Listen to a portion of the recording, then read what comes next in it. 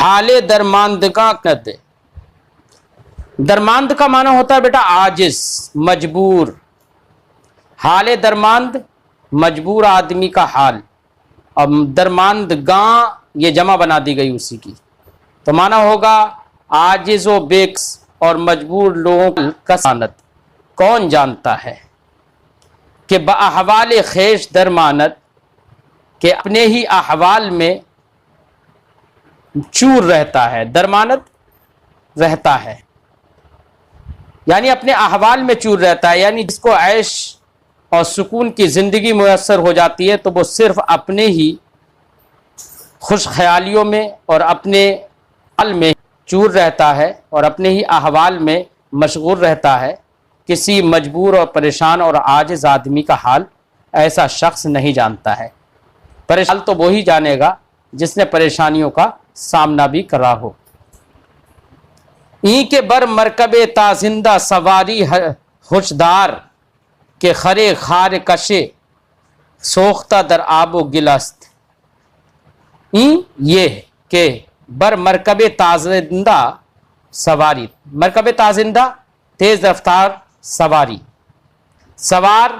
سواری تو سوار ہوتا ہے، ہوشدار ہوش رکھ، دھیان رکھ. اے وہ شخص کہ جو تیز رفتار سواری پر سوار ہوتا ہے، سوار ہے. ہوشدار یہ اصل میں تھا ہوشدار، ہوش رکھ دھیان. خرے خار کش، خارکش کا معنی ہوتا ہے لکڑہارا. خر کا معنی گدھا، کہ خرے خار کش کہ لکڑہارے کا گدھا، سوختہ در آب و گلست کیچڑ میں پھنسا ہوا ہے. آب کا معنی پانی، گل کا معنی مٹی. پانی اور مٹی سے مل کر جو بنتی ہے وہ کیچڑ ہوتی ہے نا، تو اس لیے کیچڑ کا ترجمہ ہوا سوختہ پھنسا ہوا. اے وہ شخص جو تیز رفتار گھوڑے پر سوار ہے، تو ہوش رکھ کہ لکڑہارے کا گدھا کیچڑ میں پھنسا ہوا ہے، اس پر بھی دھیان دے. آتش از خانہ ہمسایہ درویش مخواہ، کا آنچ عرض روزن او می گزر دودھ دل است. شیخ سعدی فرماتے ہیں اصل میں اس زمانے میں تو یہ ہے کہ ماچس لائٹر کا چلن ہو گیا، لیکن کسی زمانے میں ایسا ہوتا تھا کہ ایک کے گھر پر آگ جل گئی، وہاں سے لوگ اپنے تنکے جلا کے اپنے گھر پہ لے جاتے تھے اور وہاں پر اپنے گھر پر آگ جلاتے تھے. شیخ سعدی فرماتے ہیں کہ جو پریشان، درویش، محتاج آدمی ہے، اگر وہ آپ کا پڑوسی ہے تو اس کا اتنا بھی دھیان رکھو کہ اس کے گھر سے آگ طلب مت کرو. فرماتے ہیں آتش از خانہ ہمسایہ، ہمسایہ کا معنی پڑوسی، ہمسایہ درویش، پڑوسی درویش، محتاج پریشان. مخواہ مت چاہ، مت طلب کر. آتش آگ، آتش از خانہ ہمسایہ درویش مخواہ، تو اپنے ہمسایہ درویش اور اپنے پڑوسی محتاج پریشان آدمی کے گھر سے آگ کو طلب مت کر. کانچ از روزن او می گزر دودھ دل است. وہ کانچے، وہ جو، کانچے کا معنی وہ جو، از روزن، روزن کا معنی ہوتا ہے روشن دان، سوراخ. روزن او اس کے سوراخ اور اس کے روشن دان سے می گزر نکل رہا ہے. دودھ دل است، وہ دل کی آہو فغاں ہے اور دل کا درد ہے. فرماتے ہیں کہ اپنے محتاج ہمسائے اور پڑوسی کے گھر سے آگ طلب مت کر، کیونکہ اس کے روشن دان سے جو نکل رہا ہے وہ دھواں نہیں ہے بلکہ اس کے دل کی آہ ہے. پند نصیحت، درویش ضعیف حال را در خشکی تنگ سال مپرس، کہ چونی الا بشرط آنکھ مرہم بر ریش نہیں و معلوم پیش. فرماتے ہیں کہ پندے ایک نصیحت کی بات کر رہے ہیں. فرماتے ہیں کہ درویش ضعیف حال، کمزور حال اور پریشان حال درویش اور محتاج آدمی کو در خشکی تنگ سال، قحط کی تنگ سالی میں. خشکی کا معنی قحط جس میں بارش نہ ہو، تنگ سال، تنگ سالی جس میں آدمی پریشان ہو. مپرس یہ فعل نہیں ہے، اس کا معنی ہے تو مت پوچھ. فرماتے ہیں کہ ایک تنگ حال اور ایک محتاج پریشان حال درویش سے قحط کی تنگ سالیوں میں اس کا حال مت پوچھ.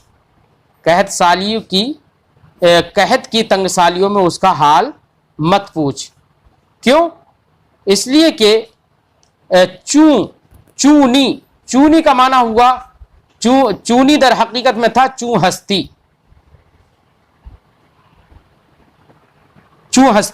یہ چون ہستی کا مطلب کیا ہے؟ تو کیسا ہے. یعنی اس سے تو یہ مت پوچھ کہ چونی کہ تو کیسا ہے، تیرا حال کیا ہے، یہ مت پوچھ اس کی تنگ حالی کے وقت میں. الا مگر اس شرط کے ساتھ، الا بے شرط، مگر اس شرط کے ساتھ آنکھیں مرہم بریش نہیں و معلوم پیش، مگر اس شرط کے ساتھ کہ تو اس کے زخم پر کوئی مرہم رکھے، وہ معلوم پیش، اور کوئی مدد کرنے کے لیے اشرفی یا پیسہ اس کے سامنے کرے. یعنی شیخ سعدی فرماتے ہیں کہ کسی پریشان حال کی پریشانی کے وقت میں تو یہ مت کہے تو کیسا ہے. اگر تجھے پوچھنا ہے تو پوچھنے کے ساتھ ساتھ اس کے زخم پر مرہم بھی رکھ، اور جو پیسہ دولت ہو، جو اشرفیاں ہوں، وہ بھی اس کے سامنے بطور مدد پیش کر. خرے کے بینی و بارے بگل در افتادہ، بدل برو شفقت کن ولے مرو بسرش. فرماتے ہیں کہ خرے ایک گدھا کہ بینی کہ تو جسے دیکھتا ہے، بینی او کہ تو اس کو دیکھتا ہے، بارے گل در افتاد کہ وہ اپنے بوجھ کے ساتھ مٹی میں گر گیا ہے، کیچڑ میں گر گیا ہے. بدل برو تو دل سے اس کے پاس جا، دل سے اس کے پاس جا، و شفقت کن اور اس کے اوپر مہربانی کر، ولے مرو بسرش لیکن سن، مرو تو مت جا، بسرش اس کے سر کی طرف. یعنی شیخ سعدی فرماتے ہیں کہ وہ گدھا جس کو تو کیچڑ میں بوجھ کے ساتھ گرا ہوا دیکھ رہا ہے، اس پر اپنے دل سے شفقت کر اور دل سے اس کے پاس جا، لیکن اس کے سر کے طرف مت جا. قانونی کے رفتی و پرسیدش کے چوں افتاد. قانونے کے رفتی اگر تو اس کے پاس جائے، وہ پرسیدش اور اس سے پوچھے کہ چوں افتاد کہ کیسے گر گیا، میاں اس مٹی کے درمیان تو کیسے گر گیا. ببند و چو مردہ بگیر زمب خرش. بند کا مطلب بند کر دے اور ختم کر دے. ببند وچو مردہ تو کہہ رہے ہیں کہ جب تو اس کے پاس جائے اور اس سے پوچھے تو کہ تو کیسے گر گیا، تو فرماتے ہیں کہ ببند چو مرداں بگیر زمب خرش، تو رک جا اور وہ شخص اس مرد کی طرح تو وہاں پر رک جا، بگیر زمب خرش، اور اس لکڑہارے کے گدھے کی دم کو تو پکڑ لے. گدھے کی دم کو پکڑ لینے کا مطلب یہ ہے کہ جب تو اس کو کیچڑ میں گرا ہوا دیکھے تو اس سے جا کے پوچھے تو کیسے گر گیا. تو فرماتے ہیں کہ ساتھ میں تو یہ بھی کر کہ اس کی دم کو پکڑ کر اس کو باہر نکلوا لے. یہ بتانا چاہ رہے ہیں. کنو کے رفتی و پرسیدش کے چوں افتاد میاں، اگر تو اس کے پاس جائے تو اس سے پوچھے کہ تو کیسے مٹی کے درمیان گر گیا ہے. ببند تو کمر کس لے اور تہیا کر لے کہ چوں مردوں کی طرح، بہادر لوگوں کی طرح تو تہیا کر لے. کہ کس بات کا تہیا کر لے؟ بگیر زمب خرش، اس کے گدھے کی دم. زم کا معنی ہوتا ہے بیٹا، زنب کا معنی ہوتا ہے، زنب ہے یہ لفظ. بگیر زنب خرش، زنب کا معنی ہوتا ہے دم. تو اس کے گدھے کی دم کو پکڑ کر نکال لے. یعنی دوسرے کی مدد کر، صرف یہ نہیں کہ تماشا دیکھنے کے لیے پہنچ گئے۔ حکمت، دو چیز مخالف عقل است۔ امام شیخ سعدی فرماتے ہیں کہ دو چیزیں عقل کے مخالف ہیں، عقل جن کو قبول نہیں کرتی۔ کیا ہیں دو چیزیں؟ خوردن بیش از رزق مقسوم، رزق مقسوم وہ رزق جو تمہاری قسمت میں لکھ دیا گیا ہے، رزق مقسوم سے زیادہ کھانا۔ و مردن پیش از وقت معلوم، وقت معلوم سے مراد وہ وقت جس میں مرنے کو مقرر کر دیا گیا ہے، یعنی مرنے کا وقت مقرر۔ مردن کا معنی مر جانا۔ کہہ رہے ہیں کہ دو چیزیں عقل کے خلاف ہیں، ایک تو رزق مقسوم سے زیادہ کھا لینا، اس کو بھی عقل قبول نہیں کرتی ہے، کیونکہ کوئی آدمی رزق مقسوم جو اس کی قسمت میں رزق لکھ دیا گیا ہے اس سے زیادہ نہیں کھا سکتا ہے۔ وہ مردن پیش از وقت معلوم، ایسے ہی وقت معین سے پہلے مر جانا، اس کو بھی عقل قبول نہیں کرتی ہے۔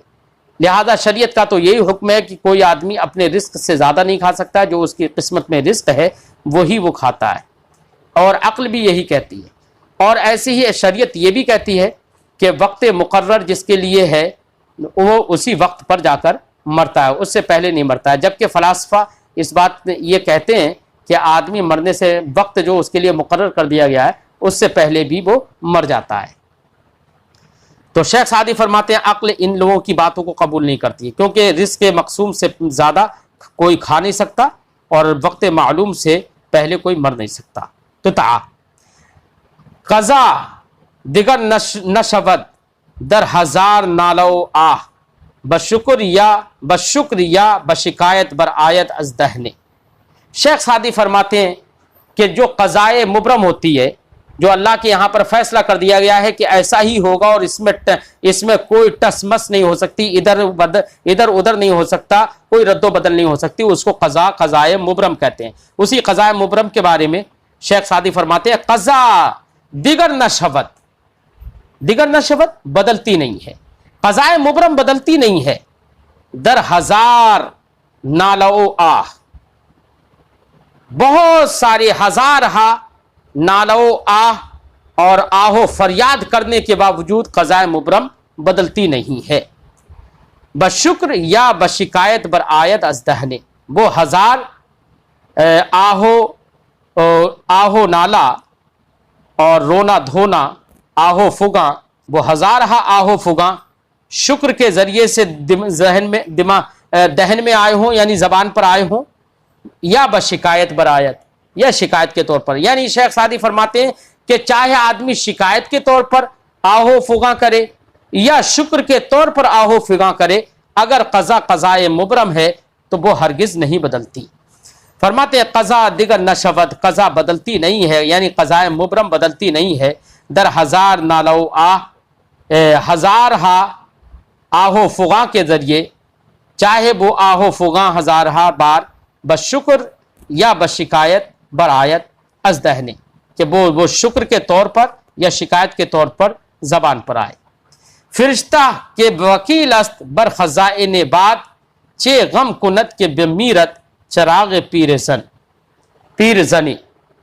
فرشتہ کے وکیل است جو مقرر ہے، بر خزائن باد کا معنی ہوا، جو ہوا کے خزانوں پر مقرر ہے، وہ فرشتہ جو ہوا کے خزانوں پر مقرر ہے، چے غم کنت، اسے کیا غم ہوگا کہ بمیرت چراغ پیر زنے، کہ ایک بوڑھی عورت کا چراغ بجھ جا رہا ہے، بوڑھی عورت کا چراغ بجھ جا رہا ہے، گل ہو جا رہا ہے، اس کا کیا غم ہوگا۔ شیخ سعدی اس سے یہ بتانا چاہتے ہیں کہ وہ آدمی جو عیش و مستی اور سکون کی زندگی گزار رہا ہے، ایسے آدمی کو فرشتے سے تشبیہ دے رہے ہیں اور کہتے ہیں کہ گویا کہ یہ اپنے طور پر ایک فرشتہ ہے، اپنے زوم میں یہ ایک فرشتہ ہے اور یہ سمجھتا ہے کہ میں ہی سب کچھ ہوں۔ ایسے آدمی جو کہ عیش و تنعم کی زندگی گزارے، جو وہ ایسے ہی اسی فرشتے کی طرح ہے جو کہ ہوا کے خزانوں پر مقرر ہو، اور اسے ہوا چلانے سے مطلب ہے اب چاہے کسی کا چراغ بجھے یا جلے، اسے کوئی فکر نہیں ہوتی۔ ایسے ہی یہ شخص جو کہ ظلم و زیادتی کا خوگر ہو گیا ہے، اسے بھی کوئی فکر نہیں ہوتی ہے کہ کسی کا گھر اجڑے گا یا بنے گا۔ فرماتے ہیں فرشتہ کے وکیل است بر خزائن بعد، کہ وہ فرشتہ جو کہ ہوا کے خزانوں پر مقرر ہے، چھ غم کند کے بمیرت چراغ پیر زنے، کہ اسے کیا غم ہوگا کہ ایک بوڑھی عورت کا چراغ گل ہو جائے گا، اسے تو ہوا چلانے سے مطلب۔ پند نصیحت اے طالب روزی بنشی کہ بخوری، و اے مطلوب اجل مرو کہ جان نہ بری۔ شیخ سعدی فرماتے ہیں اے رزق کو طلب کرنے والے، سکون سے توکل کے ساتھ بیٹھ اور اللہ پر بھروسہ رکھ کہ بخوری کہ اللہ رب العزت تجھے کھلا دے گا، رزق دے دے گا۔ وہ اے مطلوب اجل مرو، اور اے موت کا مطلوب، موت جس کو تلاش کر رہی ہے وہ شخص مرو، بھاگ مت کہ جا نہ بری، کہ تو اس موت سے کہیں پر بھی بھاگ کر جان نہ چھڑا پائے گا، جان نہیں چھڑا پائے گا۔ تو شیخ سعدی نے یہ درس دیا کہ اللہ کی ذات پر بھروسہ رکھنا چاہیے اور بہت زیادہ پریشان نہیں ہونا چاہیے۔ طالب روزی رزق کو طلب کرنے والے کو سکون سے بیٹھنا چاہیے اور اللہ رب العزت کے فضل کو تلاش کرنا چاہیے اسے، اور بے صبرا نہیں ہونا چاہیے، کیونکہ اللہ رب العزت نے جب پیدا کیا ہے وہ ضرور اس کو کھلائے گا۔ اور ایسے ہی جس کی موت کا وقت آ گیا ہے اور موت جس کو طلب کرتے ہوئے تلاش کر رہی ہے، اس کو بھاگنا نہیں چاہیے۔ کیوں؟ اس لیے کہیں پر بھی وہ بھاگ کر چلا جائے جان بری تو وہ جان کو بچا نہیں پائے گا۔ جوہد رزق ارکنی وگر نکنی، برساند خدائے عز وجل، ور روی در دہان شیر و پلنگ، نہ خورندت مگر بروز اجل۔ شیخ سعدی ایک اور اسی سے متعلق نصیحت کر رہے، فرماتے ہیں ایک قطعہ میں، جوہد رزق ارکنی وگر نہ کنی، اگر تو رزق کی تلاش میں کوشش و کاوش کرے یا نہ کرے، کوشش و کاوش کرے یا نہ کرے، برساند خدائے عز وجل، جو تیری قسمت میں لکھ دیا ہے وہ تو اللہ رب العزت خدا عز وجل وہ تجھ پر برسا دے گا۔ یعنی جو تیری رزق تیری قسمت میں لکھ دیا گیا ہے وہ اللہ رب العزت تجھے دے دے گا، چاہے تو اس کے لیے محنت کرے یا محنت نہ کرے۔ ور روی در دہانے شیر و پلنگ، ور کا معنی اگر، روی تو چلا جائے، در دہانے شیر و پلنگ کسی شیر اور چیتے کے منہ میں، پلنگ کا معنی چیتا، نہ خورندت وہ تجھ کو نہیں کھائیں گے، مگر بروز اجل، مگر اس دن جس دن موت ہو۔ اجل کا معنی موت، یا جس کے اجل کا معنی موت کا وقت مقرر۔ شیخ سعدی فرماتے ہیں کہ اگر کوئی شخص کسی چیتا اور کسی شیر کے منہ میں بھی چلا جائے تو اگر اس کی موت کا وقت نہیں آیا ہے تو وہ شیر اور چیتا بھی اس کو نہیں کھائیں گے، وہ تو صرف اسی دن کھاتے ہیں جس دن اس کی موت کا وقت ہوتا ہے۔ فرماتے ہیں ور روی در دہانے شیر و پلنگ، اگر تو شیر اور چیتا کے منہ میں بھی چلا جائے، نہ خورندت مگر بروز اجل، وہ تجھ کو نہیں کھاتے ہیں، نہیں کھائیں گے مگر موت کے دن۔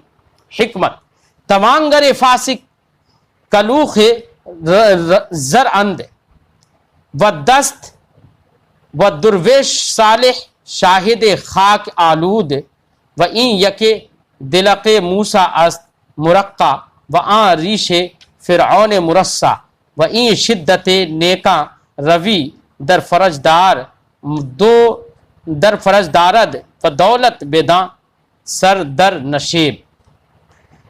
شیخ سعدی فرماتے ہیں، تو پہلے تو الفاظ کا معنی دیکھ لو۔ توانگر کا معنی ہوتا ہے مالدار، فاسق کا معنی اللہ کی اطاعت نہ کرنے والا۔ کلوخ زر، کلوخ زر کا مطلب ہوتا ہے وہ ڈھیلا جس پر سونے کا پانی پھیر دیا گیا ہو۔ و دست و درویش صالح، دست و درویش اور دست کا معنی ہاتھ، درویش کا معنی محتاج، صالح کا معنی نیک، شاہد خاک آلود، شاہد کا معنی ہوتا ہے معشوق، خاک آلود کا معنی مٹی سے ملا ہوا جس کے اوپر مٹی لگی ہوئی ہو۔ فرماتے ہیں شیخ سعدی حکمت کی بات بتاتے ہیں، دانائی کی بات بتاتے ہیں، توانگر فاسق کلوخ زر اند، ایک مالدار بدکار آدمی اس ڈھیلے کی طرح ہے جو ڈھیلا جس ڈھیلے پر سونے کا پانی پھیر دیا گیا ہو یا سونا چڑھا دیا گیا ہو.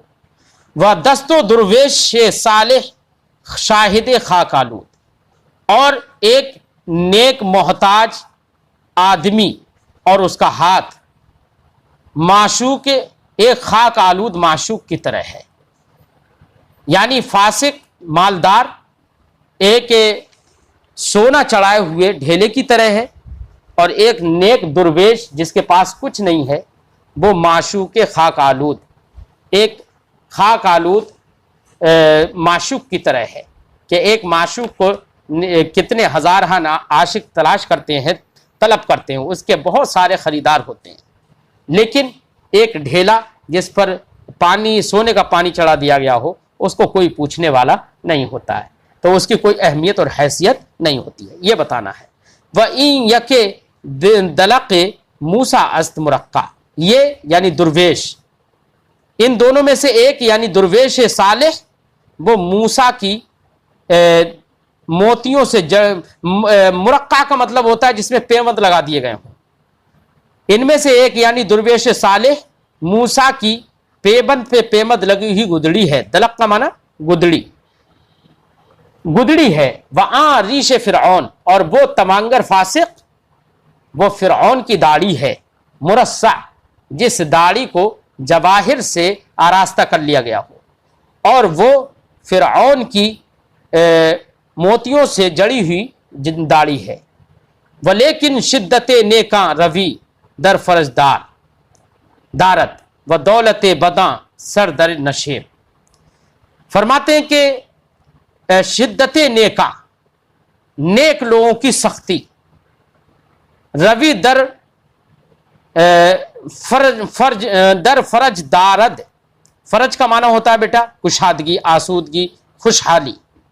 در فرج دارد یعنی ان کی سختیاں، اب مطلب یہ ہوگا کہ نیک لوگوں کی سختیاں اپنا رخ کشادگی کی جانب رکھتی ہیں.